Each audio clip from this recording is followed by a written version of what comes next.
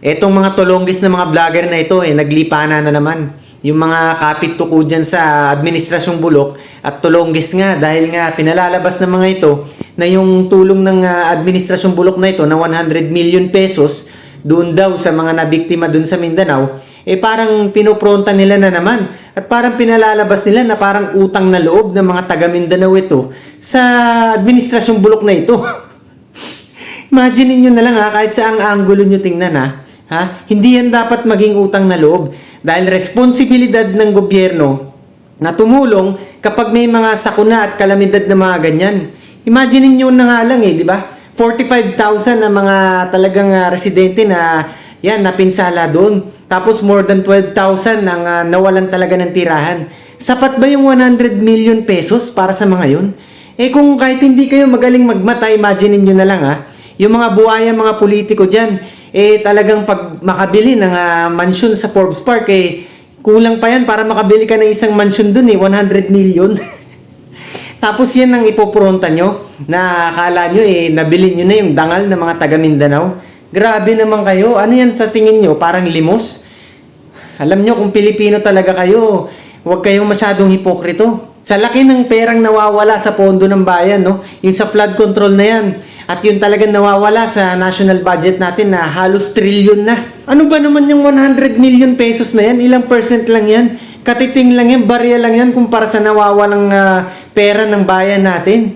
Kaya kayo mga vloggers dyan na talagang parang sumasahod ata kayo sa Administrasyong Bulok na ito Tingnan nyo na lang yung mga reaction sa inyo ng tao Kung talagang totoo kayo, makikita nyo tinatawan-tawanan na lang talaga kayo ngayon. Akala nyo ba sumisikat kayo dyan?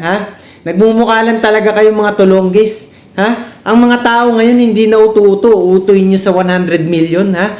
Baka nakakalimutan nyo nung panahon nga ng Yolanda, mas malaki pa yung mga naibigay dyan Billion talaga, mahigit, di ba? At ngayon nga, parang mas madami pa talagang na-damage dahil nga sa lakas ng lindol. Kita nyo, ultimo yung Jollibee talaga. Kitang-kita yung footage nung gumuho, di ba? Ang daming mga kababayan natin dyan sa Mindanao ang talagang naapektuhan na talagang na-trauma. Hindi lang, financially, pero emotionally din. Nagkaroon sila ng trauma. At yung kabuhayan nga nila, hindi na makapasok sa trabaho yung karamihan. Dahil nga, bakas pa sa kanila yung takot. At yung pangamba na yung nagkaroon nga ng mga aftershocks dyan recently, di ba? So talagang ngayon, parang nagtatago pa yung mga tao dyan dahil nga, hindi pa sila makaget over sa lala ng pinsala ng lindol na yan. Kaya kayong mga vloggers dyan, makonsensya naman kayo.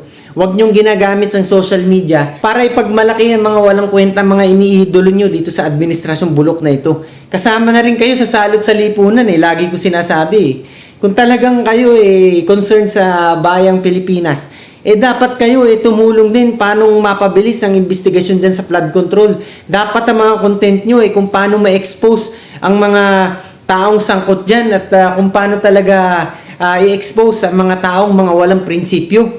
Pero anong ginagawa nyo? Parang iniaangat nyo ang baluktot na ideya at ang mga ganyan mga tao, mga walang prinsipyo at mga traidor sa bansang Pilipinas. Kayo mga vlogger kayo talagang mga bayarang kayo. Mga wala kayong prinsipyo. Tapos ngayon, pinagbibintangan nyo mga DDS, ganyan, na bayaran. Kala nyo may payroll kami. Hindi kami katulad nyo. Kayo itong mga may pinapakain sa mga pamilya nyo na galing sa ganyang mga paraan. Pinapalamon nyo sa mga pamilya nyo galing sa mga ganyang fake news, sa panlalason ng isip ng milyon-milyong mga Pilipino. Hindi naman lahat maniniwala sa inyo ngayon May katapusan din kayo, darating din ang araw na kayo mismo magtatago sa mga lungga nyo pag-upunan ng mga Duterte dahil kayo magbumukhang mga kalaban na ng state dahil nga kayo nagpapalaganap lang ng mga ganyang kamalian sa lipunan natin.